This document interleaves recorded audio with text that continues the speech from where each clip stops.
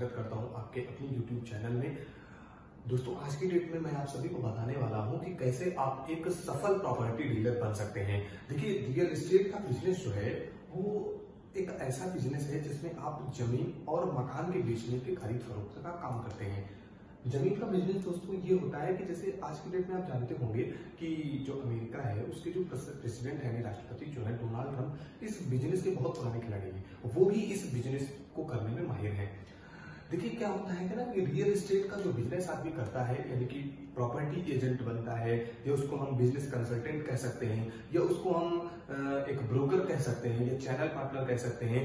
जो भी अलग अलग कंपनियां होती हैं, अलग अलग तरीके से अपनी एजेंट कहती है, कोई अपना चैनल पार्टनर कहता है, कोई ब्रोकर कहता है। तो देखिए, इसमें आप खुद भी अपना बिजनेस कर सकते हैं। रियल एस्टेट का कैसे किया जाता है और सफलतापूर्वक उसको कैसे किया जाता है, आज मैं कुछ 5 चीजें आप सभी को लोगों को बताने वाला हूं। तो दोस्तों देखिए, नंबर 1 पर एक चीज आती है कि आपका जो रियल एस्टेट का बिजनेस है, ठीक है, उसमें आपको सबसे नंबर 1 पर आपके पास ट्रस्ट होना चाहिए।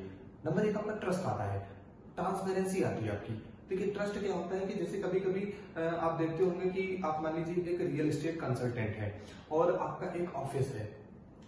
ऑफिस में आपके कस्टमर आते हैं और कस्टमर से आप विजिट कराते हैं। देखिए, आपकी जिम्मेदारी सही होती है। जो भी रियल एस्टेट कंसल्टेंट होता है, जो भी ब्रोकर होता है, जो भी एजेंट होता है, प्रॉपर्टी को बेचने से लेकर के उसकी रजिस्ट्री कराने तक, मतलब कि स्टार्टिंग से लेकर के एंड तक की सारी जिम्मेदारी जो होती है वो बीच के एजेंट की ही होती है। तो उसको ट्रस्ट जो होता है ना, वो बहुत ही जरूरी होता है। आप किसी भी कंपनी में जुड़े उससे पहले उसके बारे में जानकारी ले लें, ठीक है, और उसके बारे में आप जानकारी ले लें। या आप जो अपना खुद का बिजनेस अगर कर रहे हैं और उसमें आप अगर सेल्स मल्टीप्लाई करना चाह रहे हैं, यानी कि आपको चाहिए कि रिकरिंग कस्टमर आपको मिलता रहे। जैसे ये कस्टमर जो हमारा है, उससे हमको आने वाले समय में 10 कस्टमर, 15 कस्टमर, 20 कस्टमर मिलते रहे, तो उसके लिए ट्रस्ट यानी कि ट्रांसपेरेंसी, ट्रस्ट एक होता है। जैसे मान लीजिए आप जो कुछ कह रहे हैं उसको पूरा करने की आपके पास क्षमता होनी चाहिए, यानी जो कमिटमेंट आप करें उसको पूरा करें।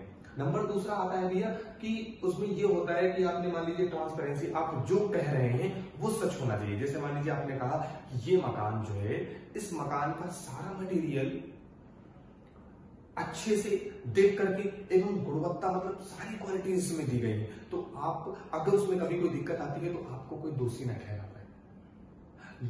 दूसरा इसमें ये ध्यान रखना चाहिए कि मान लीजिए किसी से आपने कुछ वादा कर दिया कि मैं आपको 1 साल में, 6 महीने में या 1.5 साल में मैं डिलीवरी दूंगा, इस प्रोजेक्ट की डिलीवरी दूंगा, उसमें आप सभी को बहुत से बड़ा कारण हो सकता है। नंबर दूसरा आता है कि रियल एस्टेट एजेंट, बहुत सारे लोग काम तो चालू कर देते हैं लेकिन उनके पास प्रॉपर्टीज नहीं होती है। उनके पास ऑफिस का इंफ्रास्ट्रक्चर तो होता है लेकिन उनके पास प्रॉपर्टीज नहीं होती है कि वो कौन सी प्रॉपर्टी सेल करें, कौन सा मकान सेल करें, कौन सा मतलब जमीन सेल करें, कहां से लाएं प्रॉपर्टी हम इतनी ज्यादा। तो दोस्तों, मैं इसके लिए आप सभी को एक बहुत ही अच्छी डिजिटल और ऑफलाइन, यानी ऑनलाइन और ऑफलाइन दोनों चीजें बताने जा रहा हूं। दोस्तों, आप न्यूज़पेपर पढ़ते होंगे, उसमें आपको ऑफलाइन कई सारी प्रॉपर्टीज मिल सकती हैं जिसमें आप देख सकते हैं कि कहां पर कौन सी प्रॉपर्टी सेल हो रही है। उसमें आपको अगर लगता है, उसके पहले आप डेटा बना लीजिए, अपने पास एक चार्ट तैयार कर लीजिए, उसमें सारी प्रॉपर्टीज का नाम, आप जिस एरिया में काम कर रहे हैं उसका नाम कौन है, उससे जाकर जानकारी लेकर के आप उससे बात कर सकते हैं। दूसरा इसमें आता है डिजिटल तरीके से आप कैसे प्रॉपर्टीज फाइंड कर सकते हैं।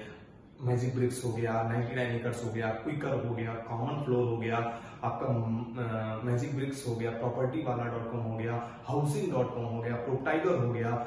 तमाम ऐसी वेबसाइट्स हैं जिन पर आपको प्रॉपर्टीज ही प्रॉपर्टीज मिल जाएंगी। दोस्तों, एक चाहे एक प्रॉपर्टी, ऑल ओवर इंडिया में कितनी भी प्रॉपर्टी सेल हो रही है, लाखों प्रॉपर्टी सेल हो रही है, आप सब जाकर के उस वेबसाइट पर देख सकते हैं कि कहां पर कौन सी प्रॉपर्टी सेल हो रही है। अब आपने प्रॉपर्टीज देख ली, उसका आपके पास डेटा होना चाहिए, वही जगह होनी चाहिए, वही आप जो पिक्चर्स अपलोड कर रहे हैं वो वही पिक्चर्स अपलोड होनी चाहिए। कभी कभी तो ऐसा हो जाता है कि क्लाइंट के चक्कर में लोग गलत चीजें निकाल देते हैं, गलत ऑफर निकाल देते हैं, गलत पोस्ट डाल देते हैं कि ये देखिए बना मकान, और जब आप मौके पर पहुंचते हैं तो वहां पे कोई चीज ही नहीं होती। देखिए, अगर आपका कोई अंडर कंस्ट्रक्शन प्रोजेक्ट है या आपका कोई रेडी टू मूव विला, मकान कुछ भी है, तो आप जो चीज दिखा रहे हैं ना वही दीजिए ना, या फिर आप कस्टमर से फोन करके बता दीजिए कि नहीं सर ऐसी ऐसी चीजें हैं। अब कस्टमर आ रहा है आपके पास, उसके बाद देखिए लीड्स जो होती है नुकसान हो जाता है।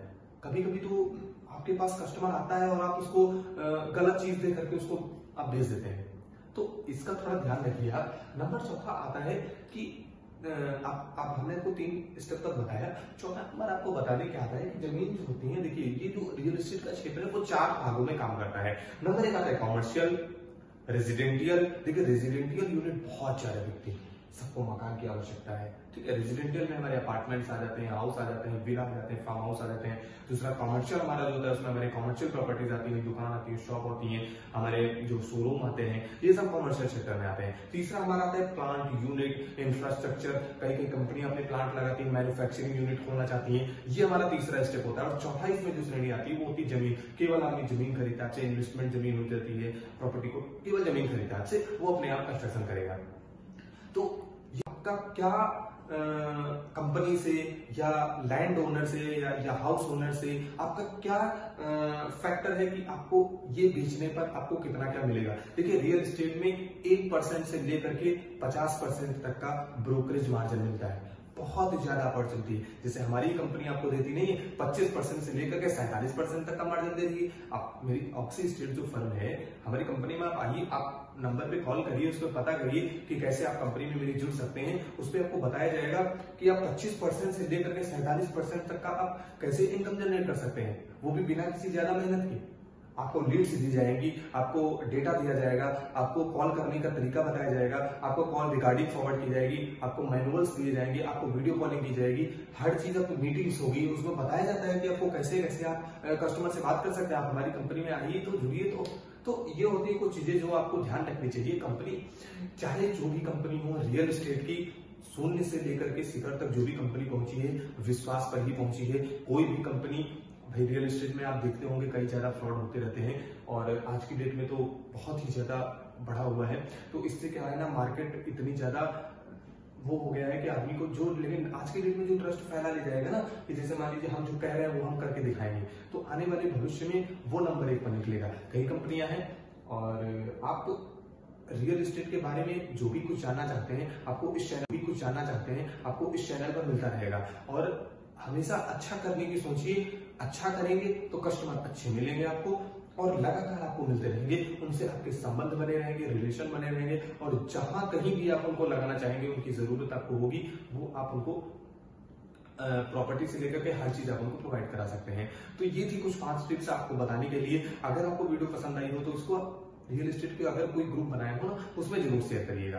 अगर उनको तक इन्फॉर्मेशन ना हो तो शायद थोड़ी बहुत हमारे माध्यम से पहुंच जाए। और अगर पसंद आया हो तो आप चैनल को सब्सक्राइब करिए। रियल एस्टेट से जुड़ी हर एक वीडियो पहुंचाने की जिम्मेदारी हम आपको आज बता रहे हैं कि हमने जिम्मेदारी ली है कि हर एक एंटरप्रेन्योर या हर एक बेरोजगार व्यक्ति जो रियल एस्टेट या कोई भी काम करना चाहता है, उसके लिए अपॉर्चुनिटी से लेकर के हर चीज मैं उसको बताऊंगा। तब तक के लिए जय हिंद, जय भारत।